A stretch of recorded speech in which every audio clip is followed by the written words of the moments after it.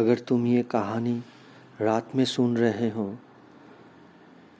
तो कोई ज़रूरत नहीं है पूरी कहानी सुनने की।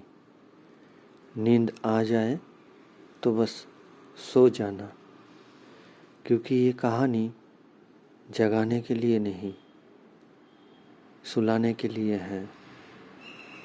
आज की कहानी है कबीर की। कबीर उन लोगों में से था जो बाहर से बिल्कुल ठीक दिखते थे, लेकिन रात होते ही मन बहुत भारी हो जाता है। अगर तुम्हें भी ऐसा लगता है कि दिन निकल जाता है पर थकान नहीं जाती, तो ये कहानी धीरे धीरे तुम्हारे मन से बात करेगी। अब आंखें बंद कर लो, सांस अपने आप चलने दो और कबीर की कहानी शुरू होने दो। रात बहुत शांत थी, इतनी शांत कि सांसों की आवाज़ भी हल्की लग रही थी। कबीर अपने कमरे में अकेला था। बत्ती बुझी हुई थी, मोबाइल साइड में पड़ा था, घड़ी की सुई धीरे धीरे चल रही थी। दिन भर सब ठीक लगता था, काम, लोग, बातें, लेकिन रात आते ही मन अजीब सा भारी हो जाता था। कबीर ने करवट बदली, आंखें बंद थी पर विचार अब भी जाग रहे थे। मैं थका क्यों हूँ जब कुछ गलत नहीं है? ये सवाल उसके भीतर धीरे धीरे गूंज रहा था। उसने गहरी सांस ली, फिर एक, फिर धीरे से सांस छोड़ी। खामोशी और गहरी हो गई। उसी खामोशी में कबीर ने कुछ महसूस किया, जैसे कोई उसे सुन रहा हो। कोई आवाज़ नहीं थी, लेकिन एक एहसास था, सुरक्षित, शांत। कबीर का मन थोड़ा सा ढीला पड़ा, विचार तेज नहीं रहे। उसने याद किया बचपन में जब वो छत पर लेटकर तारों को देखता था। तब भी कुछ कहने की ज़रूरत नहीं होती थी, बस होना काफ़ी था। घड़ी की टिक टिक अब दूर दूर सी लग रही थी। कबीर की सांसें धीमी होने लगी, गहरी, स्वाभाविक। लेकिन उसके भीतर एक सवाल अब भी हल्के से जिंदा था। क्या थकान हमेशा शरीर की होती है? इस सवाल के साथ कबीर नींद और जागने के बीच कहीं रुक गया। रात अब और भी गहरी हो गई थी। कबीर नींद और जागने के बीच ठहरा हुआ था। न पूरी नींद, न पूरी जाग, बस एक मुलायम सा ठहराव। उस ठहराव में एक दृश्य धीरे धीरे उभरा।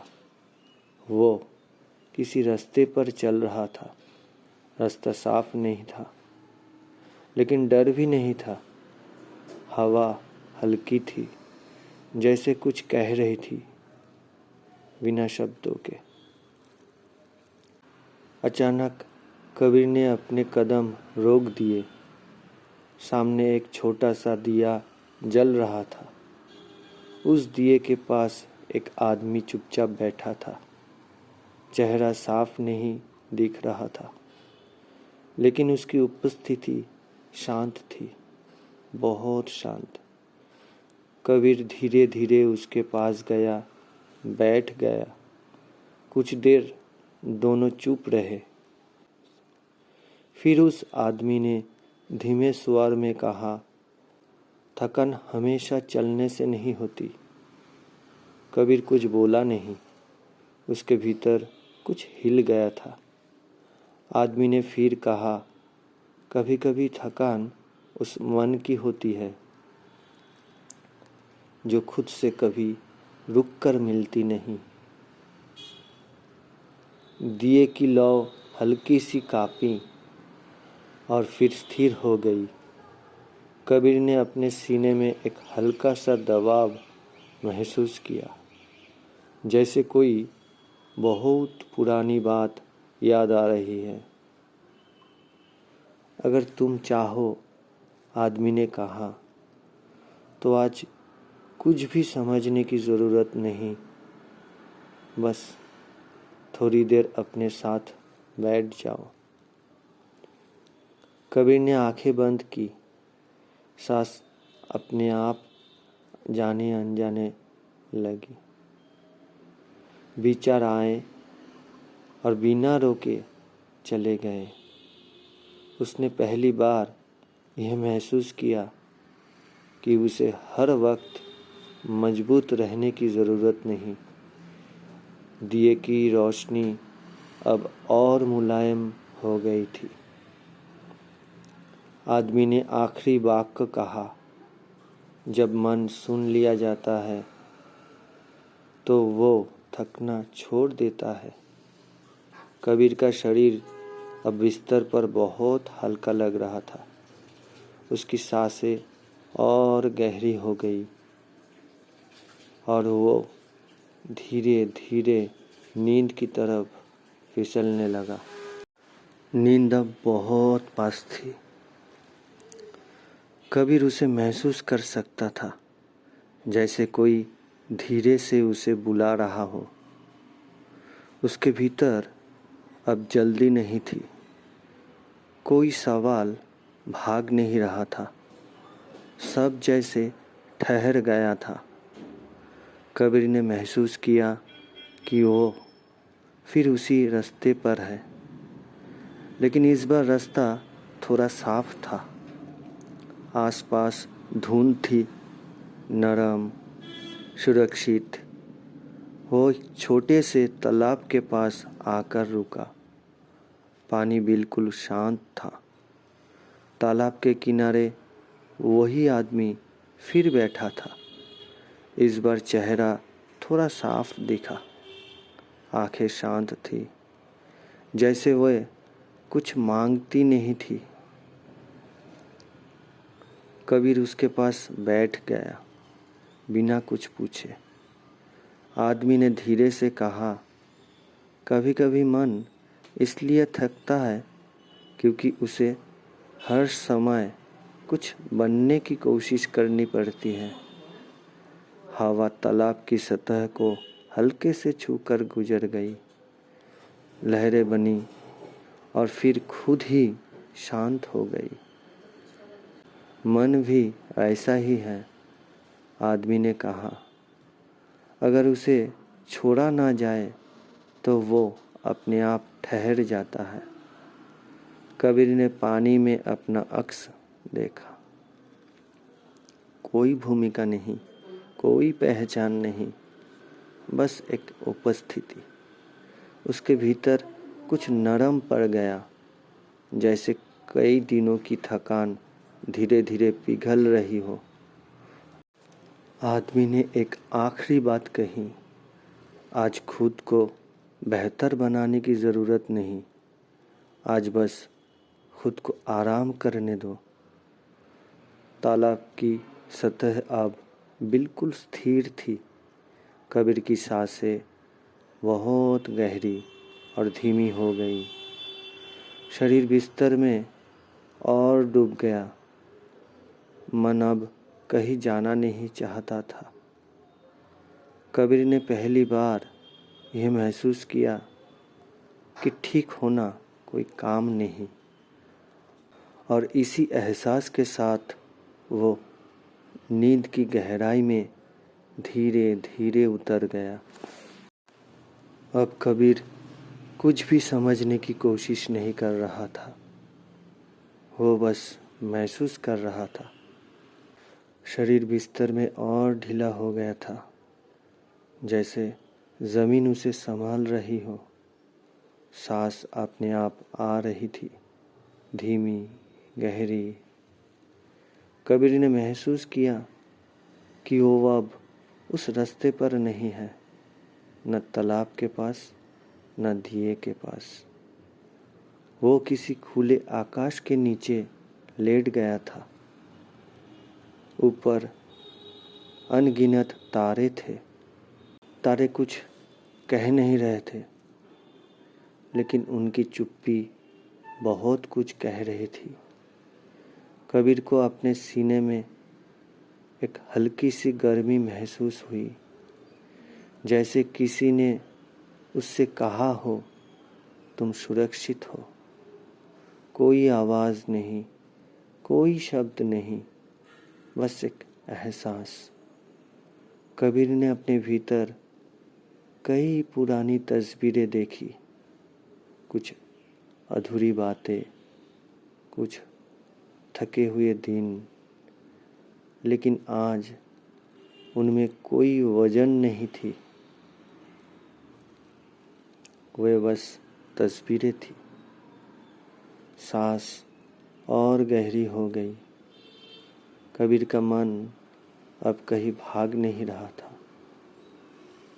उसे यह जानने की ज़रूरत नहीं थी कि वो कौन है या उसे क्या बनना है।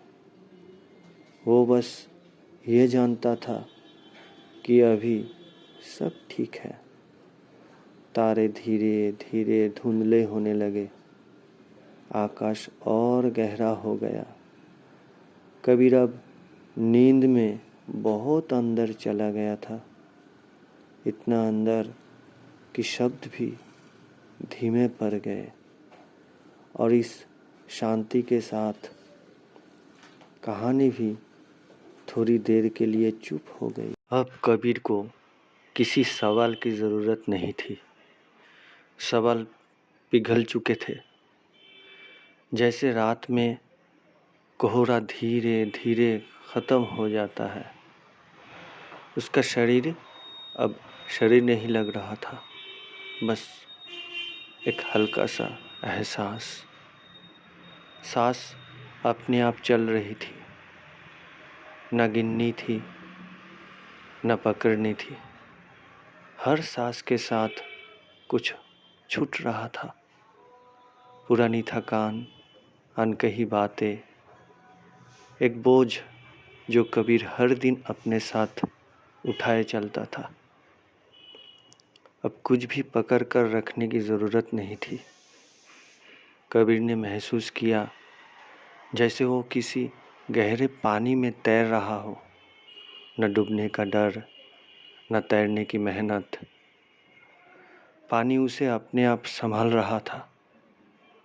यह समय नहीं था। घड़ी की टिक टिक कहीं दूर खो गई थी। बस एक निरंतर शांति थी। कबीर के चेहरे पर एक हल्की सी मुस्कान आ गई। शायद क्योंकि उसे याद आया कि थकना कमज़ोरी नहीं है और आराम आलस नहीं। आराम तो आत्मा की ज़रूरत है। अब नींद गहरी हो चुकी थी, इतनी गहरी कि शब्द भी वापस लौटने लगे। कहानी धीरे धीरे खामोश हो गई और कबीर पूरी तरह विश्राम में उतर गया। अभी भी कबीर को नींद नहीं आई। वो नींद बन चुका था। उसके भीतर अब कोई सीमा नहीं थी, न शुरुआत न अंत। शरीर कहीं पीछे छूट गया था, जैसे कपड़े दरवाजे के बाहर रख दिए हो। अब बस एक गहराई थी, एक ऐसी गहराई जहाँ कोई आवाज़ नहीं पहुँची थी। यादें भी धीमी हो जाती है, नाम महत्वहीन हो जाते हैं, कबीर अब कबीर नहीं था, वो सिर्फ एक शांत उपस्थिति था। ऐसी उपस्थिति जैसे कुछ साबित नहीं करना, जिसे कहीं पहुंचना नहीं, जिसे बस होना है। अगर कोई बाहर से देख पाता तो उसे सिर्फ एक सोता हुआ इंसान दिखता, लेकिन अंदर एक पूरी दुनिया विश्राम कर रही थी।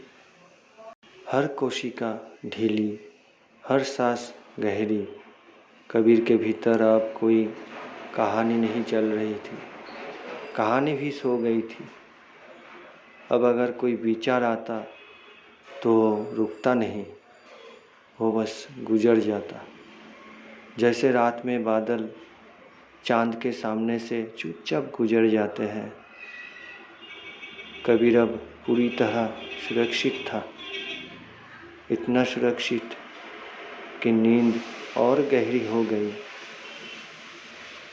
ये वो जगह है जहाँ सपने भी आराम करते हैं और आत्मा अपने पास से मिलती है। अब कहानी यहाँ रुकती नहीं, यह कहानी घुल जाती है। नींद अब गहरी नहीं थी, वो पूरी हो चुकी थी। जैसे लहर समुद्र में लौट जाती है। कबीर अब भी आंखें बंद किए था, लेकिन कुछ बदल चुका था। शरीर भारी नहीं था, मन तेज नहीं था, सब कुछ साधारण और साफ था। सांस अभी भी चल रही थी, पर उसे महसूस करने की ज़रूरत नहीं थी।